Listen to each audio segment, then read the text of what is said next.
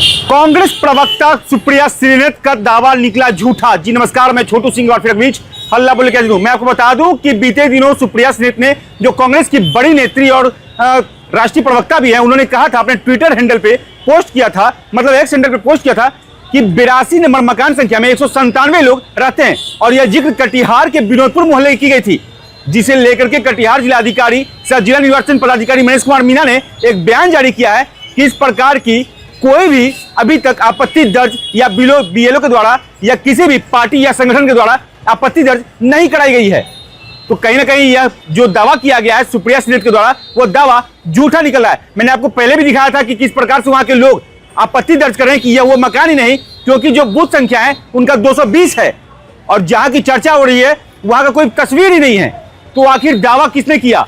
सुप्रिया श्रीनेत ने आखिर जो पोस्ट किया, जो फोटो डाला है, उसकी सच्चाई क्या है? लेकिन उससे पहले मैं सुनाता हूं कि जिलाधिकारी मनीष कुमार मीणा क्या कुछ कह रहे हैं। जैसा कि आपको बताया गया है कि नोशनल रूप में गृह संख्या का एड्रेस में इलेक्टोरल रोल में रहता है, वो वास्तविक मतदाता सूची में गृह संख्या नहीं रहता है। हम लोगों का जो इलेक्टोरल रोल में जो एड्रेस के रूप में गृह संख्या लिखा रहता है, वो एक नोशनल नंबर रहता है। किसी भी प्रकार से इसको वास्तविक एड्रेस से कंफ्यूज नहीं किया जाए। वास्तविक एड्रेस जो इलेक्टोरल रोल देता है, उसके आधार पर उनके एप्टिक कार्ड अगर छपा होता है, 197 या इस प्रकार का जो भी फिगर रिपोर्ट किया जा रहा है, उससे केवल भ्रम पैदा करने का स्थिति किया जा रहा है और कन्फ्यूजन पैदा किया जा रहा है। धरातल पर जितने भी मतदाता उस बूथ क्षेत्र में निवास कर रहे हैं, उनका बीएलओ के द्वारा सत्यापन किया जाता है और बीएलओ के द्वारा उनका एड्रेस पे सत्यापन के पश्चात ही ड्राफ्ट रोल में नाम का रिपोर्ट का अनुशंसा किया गया है।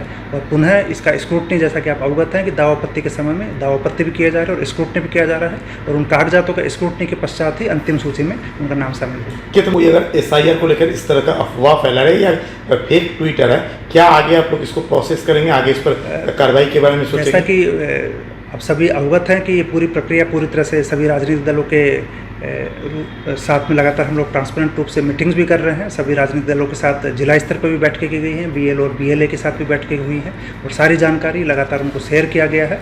और कहीं भी इस प्रकार का कोई भी आपत्ति अभी तक किसी भी बूथ से, किसी भी बीएलए के द्वारा प्राप्त नहीं हुआ है, इंक्लूडिंग जिन पार्टी के द्वारा ट्वीट किया गया है। तो इसलिए जिला स्तर पर या बूथ स्तर पर कहीं पर भी इस प्रकार का कोई शिकायत हम लोगों के संज्ञान में नहीं आया है।